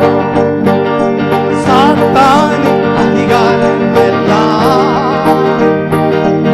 என் இயேசு பறித்து கொண்டார். சிலுவையில் அறைந்து விட்டார், சிலுவையில் அறைந்து விட்டார். இயேசு காலாலே மிதித்து விட்டார், இயேசு காலாலே மிதித்து விட்டார். கிறிஸ்துவுக்குள் வாழும் எனக்கு எப்போதும் வெற்றி உண்டு, கிறிஸ்துவுக்குள் வாழும் எனக்கு எப்போதும் வெற்றி உண்டு. இந்த சாத்ராக், இந்த மேஷாக், ஆபேத்நேகோ இந்த 3 வாலிபர்களும் நல்ல விஷயங்களிலே வைராக்கியம் கொண்டவர்களாக அவருடைய ஜீவியத்திலே வந்த 7 மடங்கு அக்கினியிலே தாங்கள் உபத்திரவத்திலே காணப்படுகிறோம் என்பதை வெளிப்படுத்தாமல், குமிழி போல அதை வெளிப்படுத்தாமல் அமைதலாக தெய்வ அக்கினியிலே பாதுகாக்கப்பட்டார்கள். நான்காவது ஒருவர் அவர்களோடு நடந்து சென்றார். அந்த நான்காவது ஒருவர் தான் சர்வ வல்லமையுள்ள தேவன். அந்த நான்காவது ஒருவர் தான் சாவை ஜெயித்தவர். சர்வ வல்லவர் என் சொந்தமானார், சாவை வென்றவர் என் ஜீவனானார். சர்வ வல்லவர் என் சொந்தமானார், சாவை வென்றவர் என் ஜீவனானார். சர்வ வல்லவர் என் சொந்தமானார், சாவை வென்றவர் என் ஜீவனானார். சர்வ வல்லவர் என் மணவாளன், சாவை வென்றவர் என் மணவாளன். சர்வ வல்லவர் என் சொந்தமானார், சாவை வென்றவர் என் ஜீவனானார். சர்வ வல்லவர் என் சொந்தமானார், சாவை வென்றவர் என் மணவாளன். சர்வ வல்லவர் சர்வ வல்லமையுள்ள அக்கினியோடு அந்த சாத்ராக் மேஷாக் ஆபேத்நேகோடு நடந்து சென்று அந்த அக்கினியிலே குமிழி போல தங்களுடைய உபத்திரவங்களை வெளிப்படுத்தாமல் ஜீவிக்கும்படியாக ஒரு சர்வ வல்லமையுள்ள தேவன் சாத்ராக் மேஷாக் ஆபேத்நேகோடு காணப்பட்டார். அந்த தேவன் இன்றைக்கும் உங்களோடு இருக்கிறார். நான்காவது அக்கினி, நெருப்பிலே வாட்டப்படுகிற அக்கினி. தெய்வ பிள்ளையே, நான்காவது சோதனை நெருப்பிலே வாட்டப்படுகிற அனுபவம். தெய்வ பிள்ளையே, இந்த நெருப்பிலே வாட்டப்படுகிற அனுபவம் என்று சொல்லப்படுகிறது. எப்படிப்பட்ட அனுபவம் தெரியுமா? நிறைந்த பச்சையான கதிரை அப்படியே போஜன பலியாக செலுத்தி விட முடியாது. அதனால என்ன செய்யறாங்க? அது நெருப்புல என்ன செய்வாங்க? வாட்டுவாங்க. அந்த நிறைந்த பச்சையான கதிரை நெருப்பில என்ன செய்வாங்க? வாட்டுவாங்க. வாட்டின பிறகு அந்த கதிர்கள் எல்லாம் ஒன்று ஒன்றாக என்ன செஞ்சிடும்? உதிர்ந்து போய்விடும். எதற்காக? போஜன பலியாக்கப்படும்படியாக. அதை தான் 14ஆம் வசனத்திலே வாசிக்கிறோம். தெய்வ பிள்ளையே, வாட்டப்படுகிற அனுபவம், நெருப்பிலே வாட்டப்படுகிற அனுபவம். கதிர்ல நிறைய என்ன செய்யுது? மணிகள் காணப்படுகிறது. ஆனா அது நெருப்பிலே வாட்டப்படும் போது என்ன செய்யுது? ஒன்றொன்றாக தனிமையாக்கப்படுகிறது. சில வேளைகளிலே நீ தனிமையாக்கப்படுவாய், சில வேளை நீ தனிமையாக்கப்படுவாய். என் வாழ்க்கையில ஏன் இந்த தனிமைன்னு கர்த்தரிடத்துல கேள்வி கேட்க வேண்டாம். நீ சொல்லலாம், தனிமையின் பாதையிலே தகப்பனேவும் தோள்களிலே அப்படின்னு சொல்லி நீ பாட்டு புதிய பாடல்களை எழுதலாம். நான் மட்டும் ஏன் தனியா இருக்கேன்? என் வாழ்க்கையில கர்த்தர் ஏன் என்னை தனிமைப்படுத்திட்டாரு? நான் கதிர்களோடு அல்லவா இருந்தேன். கர்த்தர் என்னைய என்ன செஞ்சிட்டாரு? நெருப்புல வாட்டப்படும்படியாக என்னை அனுமதித்து விட்டாரே. நான் தனிமையாக்கப்பட்டு விட்டேனே என்று நீ கலங்க வேண்டாம். சில வேளைகளிலே கர்த்தர் தேவ சித்தத்தை உன் வாழ்க்கையிலே நிறைவேற்றும்படியாக உன்னை தனிமைப்படுத்துவார். கதிரில் உள்ள தானியம் உதிர்ந்து ஒவ்வொன்றும் தனித்தனியாக மாறுவது போல நெருப்பிலே போடப்படும் போது தெய்வ பிள்ளையே, சந்தோஷம் சமாதானத்தை குறிக்கும் பச்சையான நிறம் முதலாவது என்ன செய்கிறது? மாறுகிறது. அதே போல உன்னுடைய வாழ்க்கையிலே இந்த நெருப்பிலே தெய்வ பிள்ளையே வாட்டப்படுகிற அனுபவத்தினூடாக உன்னுடைய ஜீவியமானது செலுத்தப்படும் போது ஒருவேளை அந்த பச்சையான நிறம் எப்படி மங்குகிறதோ அதே போல உன்னுடைய வாழ்க்கையிலே இருக்கிற சந்தோஷம், உன்னுடைய வாழ்க்கையிலே இருக்கிற சமாதானத்தை ஒருவேளை இழந்து போகக்கூடிய சூழ்நிலையாக காணப்படலாம். தனிமையாக நீ காணப்படலாம். ஆனால் ஒன்றை அறிந்து கொள், உலக பிரகாரமான சந்தோஷம், உலக பிரகாரமான சமாதானம், ஐக்கியத்திலே ஒருவேளை நீ காணப்பட்டிருக்கலாம். தேவன் உன்னை தேவ சித்தத்தின் பாதையிலே வழி நடத்தி உலக பிரகாரமான சந்தோஷங்கள் அனைத்தையும், உலக பிரகாரமாக நீ அனுபவித்து வந்த சமாதானம் அனைத்தையும் உன்னுடைய ஜீவியத்திலே இழந்து போகும்படியாக செய்து பாட வைப்பார். கர்த்தரை நம்பியே ஜீவிப்போ, கவலை கஷ்டங்கள் தீர்த்திடும், கைவிடா காத்திடும் பரமனே. கரங்களை நாம் பற்றி கொள்வோம். கைவிட காத்திடும் பரமனே, கரங்களை கொள்வோம். கர்த்தரை நம்பியே ஜீவிப்போம். கவலை கஷ்டங்கள் நீங்கிடும். கைவிட காத்திடும் பரமனே, கரங்களை நாம் பற்றிக் கொள்வோம். இப்ப என்ன ஆகுது? தனிமைப்படுத்தப்பட்டு விட்டாய், தனிமைப்படுத்தப்பட்டு விட்டாய். இவ்வளவு காலமும் உனக்கு கண்கள் திறக்கப்படல, இவ்வளவு நாளும் உன் மனக்கண்கள் திறக்கப்படல. நீ அனுபவிச்சுட்டு வந்த சந்தோஷம் என்ன? நீ அனுபவிச்சுட்டு வந்த சமாதானம் என்ன? நீ எந்த ஐக்கியத்துல இருந்த? நீ எந்த ஐக்கியத்துல ஒரு மணியா இருந்த? ஆனா தேவன் ஏற்ற வேளையில உன்னுடைய ஜீவியத்துல விளங்க செய்கிறார். நீ ஐக்கியப்பட்டிருந்த இடம் உலக சந்தோஷம், நீ ஐக்கியப்பட்டிருந்த இடம் உலக சமாதானம். நீ அதே சந்தோஷத்துல இருந்தேன்னா, நீ அதே சமாதானத்துல இருந்தேன்னா தேவனால் அங்கீகரிக்கப்படுகிற போஜன பலியாக மாற முடியாது. ஆகவே தேவன் என்ன செய்தார்? அந்த கதிர்கட்டை எடுத்தார். என்ன செய்தார்? நெருப்பிலே வாட்டும்படியாக அனுமதித்தார். அப்படி அனுமதித்த வேளையிலே மணிகள் எல்லாம் ஒன்றொன்றாக தனிமையாக்கப்படுகிறது. தனிமையாக்கப்படும் போது சேர்ந்திருந்து உலக சந்தோஷத்தை அனுபவித்த அனுபவங்கள் எல்லாம் மாறியிருச்சு. சேர்ந்திருந்து மதுபானத்தை அறிந்து கொண்டிருந்த அனுபவங்கள் எல்லாம் மாறியிருச்சு. சேர்ந்திருந்து சிகரெட் பிடித்து சந்தோஷப்பட்டு கொண்டிருந்த அனுபவங்கள் மாறிவிட்டது. சேர்ந்திருந்து விபச்சாரம் செய்தது அனுபவங்களை மாறும்படியாக தேவன் தனிமைப்படுத்துகிறார். சேர்ந்திருந்து பலவிதமான உலக சந்தோஷம், உலக சமாதானம் இவைகளிலே மூழ்கி இருக்கிற அனுபவத்திலிருந்து தேவன் என்ன செய்கிறார்? பிரித்தெடுக்கிறார். இப்ப நீ பிரித்தெடுக்கப்பட்ட ஒரு மணியாக காணப்படுகிறாய். பழைய சந்தோஷம் இல்ல. இப்ப உன் வாழ்க்கையில பழைய உலக சந்தோஷம் இல்ல. உன் வாழ்க்கையில பழைய உலக பிரகாரமான சமாதானம் இல்ல.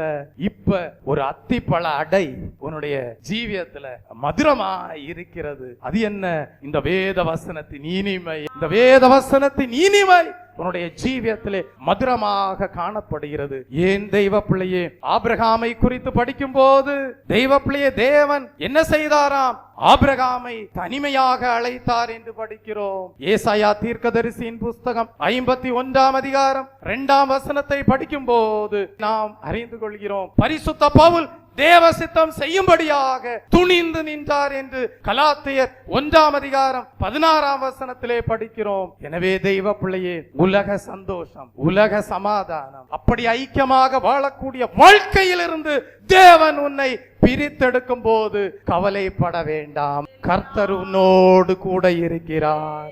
இப்படிப்பட்ட அக்கினியாகிய உபத்திரவங்கள் மூலமாக தேவன் தம்முடைய சித்தமாகிய போஜன பலியை செலுத்தும்படியாக உங்களை பழக்குவிக்கிறார். கண்களை மூடுவோமா தெய்வ பிள்ளையே? இப்படிப்பட்ட அக்னியினூடாக போஜன பலி, பச்சையான மாவு செலுத்தப்படும் போது ஒரு தலபலவரதபதிலவே அது ருசியுள்ள போஜன பலியாக மாறுகிறது. அது ருசியுள்ள தெய்வ பிள்ளையே தேவனால் அங்கீகரிக்கப்படக்கூடிய பலியாக மாறுகிறது. தெய்வ பிள்ளையை இப்படிப்பட்ட ஒழுங்கின்படி போஜன பலி செலுத்தப்படும் போது அது மகா பரிசுத்தமான பலியாக தேவனால் அங்கீகரிக்கப்படுகிறது. இது கர்த்தருக்கு சுகந்த வாசனையான தேவனால் அங்கீகரிக்கப்படுகிற தகன பலியாக காணப்படுகிறது. தெய்வ பிள்ளையே, தேவ சித்தமாகிய மகா பரிசுத்த பலி செலுத்துகிறவர்கள் மகா பரிசுத்த ஸ்தலத்தில் பிரவேசிக்க தகுதியுள்ளவர்களாக காணப்படுகிறார்கள். ஆகவே தெய்வ பிள்ளையே, இப்படிப்பட்டவர்களுடைய ஜீவியம் தேவனுக்கு சுகந்த வாசனையாக இருப்பதால் தேவன் அவர்கள் பேரில் மனமகிழ்ச்சியாயிருக்கிறார். அப்படியே தேவனுடைய பார்வையிலே தேவனால் அங்கீகரிக்கப்படுகிற ஜீவியம் செய்யும்படியாக, பூர்ண சித்தத்தை உங்களுடைய வாழ்க்கையிலே தேவன் நிறைவேற்றும்படியாக கர்த்தருக்கு மகிமையும் புகழ்ச்சியுமாக காணப்பட தேவன் தாமே கிருபை நல்குவாராக. ஆமேன். ஜெபிப்போம். ஆண்டவராகிய இயேசு கிறிஸ்து சொன்னார், நான் என் பிதாவின் சித்தத்தை செய்து அவருடைய கிரியையை முடிப்பது போஜனமாயிருக்கிறது என்று சொன்னார்.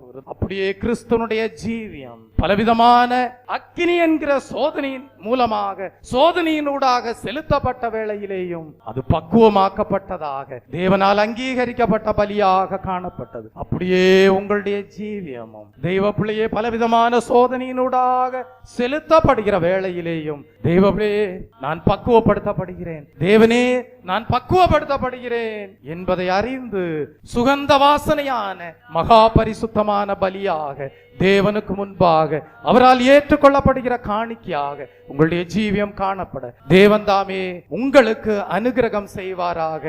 ஆமேன். நாங்கள் தந்த காணிக்கை எல்லாம் இரட்சகர் கொடுத்தது, நாங்கள் தந்த காணிக்கை எல்லாம் இரட்சகர் கொடுத்தது. மேகம் சிந்தும் நீர் துளி எல்லாம் பூமி கொடுத்தது. காலங்கள் மாறும், கோலங்கள் மாறும்,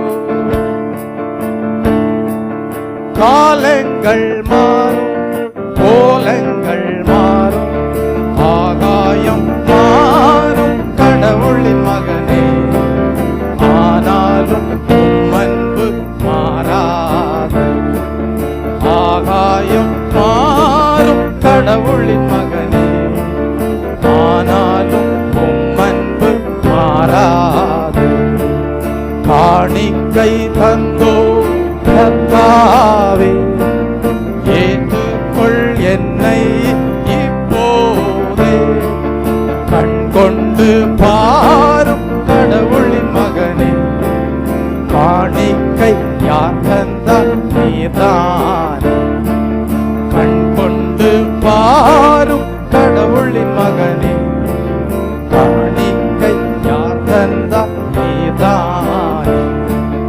காணிக்கை தந்தோ கர்த்தாவே, ஏற்றுக்கொள் என்னை இப்போதே. அப்படியே காணிக்கையாக அர்ப்பணித்த உங்களை தேவன் தாமே ஆசீர்வதிப்பாராக. ஆமென். ஜெபிப்போம். அன்பும் மகா கிருபையும் இரக்கமும் நிறைந்த நேசமுள்ள நல்ல தகப்பனே, உம்மை நன்றியுள்ள இதயத்தோடு ஸ்தோத்தரிக்கிறேன். இந்த ஓய்வு நாளின் காலை வேளையில் தேவ சுத்தத்தை போஜன பலியோடு ஒப்பிட்டு படிக்கவும், போஜன பலி கர்த்தருக்கு சுகந்த வாசனையாக செலுத்தப்படுவதற்கு முன் 4 விதமான அக்கினி வழியாக பக்குவப்படுத்துவதை குறித்தும் தியானிக்க தேவன் தந்த கிருபைக்காக ஸ்தோத்திரம். முதலாவது, அடுப்பில் பாகம் பண்ணப்படுகிற அனுபவத்தை தியானிக்க செய்ததற்காக ஸ்தோத்திரம். பச்சையான மாவு எப்பக்கும் நெருப்புள்ள அடுப்பு வழியாக கடந்து செல்லாவிட்டால் அது போஜனமாகாது. ருசிகரமானது பிரயோஜனமானதுமான ஆகாரமாகிய ரொட்டியை பக்குவப்படுத்தப்பட்டு வெளியே வருமன் எப்பக்கத்திலும் சூடுள்ள அடுப்புக்குள் பச்சையான மாவு இருக்க வேண்டியதாக காணப்படுகிறது. கர்த்தாவே, பரிசுத்த பவுல் அநேக ஆயிரங்களுக்கு பிரயோஜனமானதற்கு காரணம் எப்பக்கத்திலும் நெருக்கப்பட்டு தேவ சித்தம் செய்தார். அதுபோல இந்த சத்தியத்தை கேட்கிற ஒவ்வொருடைய வாழ்க்கையிலும் இப்படிப்பட்ட சோதனையாகிய அக்கினி தங்களை பக்குவப்படுத்தி தேவனுக்கு பிரயோஜனமாக தேவ சித்தம் செய்ய வைக்கிறது என்பதை அறிந்து கொள்ள செய்த தயவுக்காக ஸ்தோத்திரம். இரண்டாவது, தட்டையான சட்டியில் பாகம் பண்ணப்படுகிற அனுபவத்தை தியானிக்க செய்ததற்காக ஸ்தோத்திரம். தட்டையான சட்டில் ஒரு பொருளை ஆயத்தப்படுத்தப்படும் போது அப்பொருளுக்கு அடிப்பக்கத்தில் மட்டும் அக்கினி இருக்கிறது, மேற்பரப்பில் அக்கினியை அப்பொருள் அவ்வளவாக உணர்வதில்லை. அதுபோல் சிலருக்கு ஒரு பகுதியில் பலவித சோதனைகள் இருந்தாலும் மறுபகுதியில் இளைப்பாறுதல் இருக்கிறது. உதாரணமாக, தகப்பன் கண்டிக்கும் போது தாய் ஆறுதல் படுத்துகிறாள். அப்போது ருசியுள்ள பகுதியாக கடினப்படுவது போல பிள்ளையின் இருதயம் தகப்பனிடத்தில் கடினப்படுகிறது. ஆகவே இப்பலி பொருளானது மறுபடியும் துண்டு துண்டாக பிற்கப்பட்டு எண்ணெய் வார்க்கப்பட்டு செலுத்தப்பட வேண்டும். இவ்விதமாக ஒரு பக்கத்தில் அக்கினியிலும் மறுபக்கத்தில் ஆறுதலிலும் போகிறவர்கள் சிறிடம் வைராக்கியம் உள்ளவர்களாகின்றனர். அவர்கள் மறுபடியும் பிற்கப்பட்டு பரிசுத்த ஆவியின் அபிஷேகம், தேவ வசனம் ஆகியவற்றால் எண்ணெய் ஆகிய சந்தோஷத்தை பெற்றுக்கொள்ள வேண்டும். அப்பொழுது மாத்திரமே தேவ சித்தம் செய்ய பழகி போஜன பலியாக அங்கீகரிக்கப்படுவார்கள் என்கிற சத்தியத்தை அறிந்து கொண்டு வாழ எங்களை வழிநடத்துகிறதற்காக ஸ்தோத்திரம். மூன்றாவதாக, பொரிக்கும் சட்டியில் பாகம் பண்ணப்படுகிற அனுபவத்தை தியானிக்க செய்ததற்காக ஸ்தோத்திரம். பொரிக்கும் சட்டியில் எண்ணெய் கொதிநிலையை அடைய வேண்டும். இவ்வெண்ணெய் கொதிக்கும் முன் அதிலிருந்து குமிழிகள் நீங்கி அமைதியாகிறது. அப்படியே சிலர் அக்கினியாகிய சோதனைகள் வழியாக கடந்து சென்று கொண்டிருந்தாலும் வெளி தோட்டத்திற்கு அவருடைய கஷ்டங்களோ வறுமைகளோ தென்படாமல் இருக்கலாம். இவர்களுக்கு கஷ்டங்கள் இல்லை என்று மற்றவர்கள் கூறினாலும் இவர்கள் கடந்து சென்று கொண்டிருக்கிற அக்கினி இவர்களை தேவனுக்கு சுகந்த வாசனையான போஜன பலி ஆக்குகிறது என்கிற சத்தியத்தை அறிந்து கொண்டு அதன்படி வாழ எங்களை வழிநடத்துகிற தயவுக்காக ஸ்தோத்திரம். 4வதாக, நெருப்பிலே வாட்டப்படுகிற அனுபவத்தை தியானிக்க செய்ததற்காக ஸ்தோத்திரம்.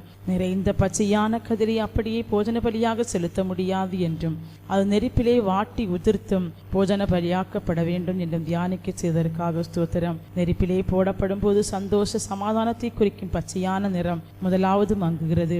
அதன் பின் கதிரிலுள்ள தானியம் முதிர்ந்து ஒவ்வொன்றும் தனித்தனியாகிறது. கர்த்தாவே, உலக பிரகாரமாக சந்தோஷம் சமாதானத்துடன் ஐக்கியமாக வாழும் சிலர் தேவ சித்தத்தை அறிந்து அதற்கு ஒப்பு கொடுக்கும் போது அக்கினியினோடே செல்கினர் என்றும் இவ்வக்கினி அவருடைய லௌகிக சந்தோஷ சமாதானத்தை மாற்றி உலக பிரகாரமான ஐக்கியத்திலிருந்து அவர்களை பிரித்து தனிமையாக்குகிறது என்றும் தேவ சித்தம் செய்யும்படி நிர்ணயித்தவர்கள் தனிமையாக்கப்பட்டால் மாத்திரமே தேவ சித்தம் செய்ய இயலும் என்பதை அறிந்து கொள்ள செய்ததற்காக ஸ்தோத்திரம்.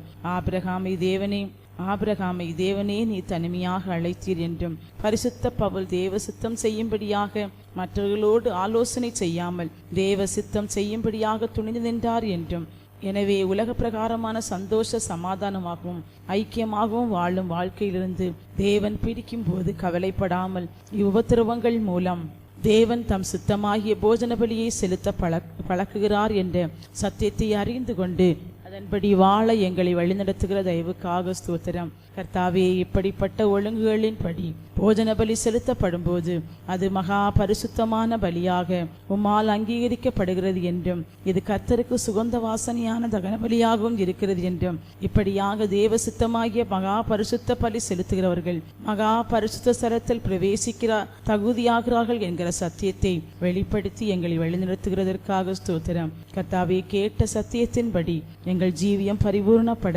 கிருபை நல்கி அருளும். இயேசு கிறிஸ்துவின் இன்ப நாமத்தில் ஜெபிக்கிறேன் பரிசுத்தமுள்ள பிதாவே, ஆமீன். ஆமீன். கர்த்தர் ஜெபத்தை கேட்டதைக்காக ஸ்தோத்தரிப்போம். ஸ்தோத்திரம், ஸ்தோத்திரம், ஸ்தோத்திரம். என் ஆத்துமாவே கர்த்தரை ஸ்தோத்தரி, என் முழு உள்ளமே அவருடைய பரிசுத்த நாமத்தை ஸ்தோத்தரி. என் ஆத்துமாவே கர்த்தரை ஸ்தோத்தரி, அவர் செய்த சகல உபகாரங்களையும் மறவாதே. ஆமீன். நம்முடைய கர்த்தராகிய இயேசு கிறிஸ்துவுடைய கிருபையும் பிதாவாகிய தேவனுடைய அன்பும் பரிசுத்த ஆவியானவருடைய அந்யோன்ய ஐக்கியமும் இன்றும் என்றும் சதா காலமும் நம்மோடும் நம்முடைய குடும்பங்களோடும் சபையாரோடும் இருப்பதாக. ஆமீன்.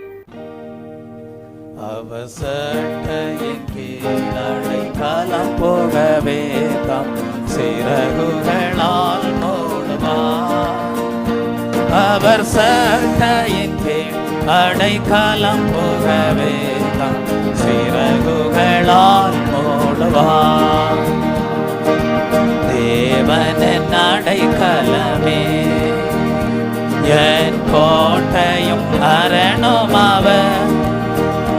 அவர் சத்தியம் பரிசயம் கேடகமா என் நம்பிக்கையும் அவரே.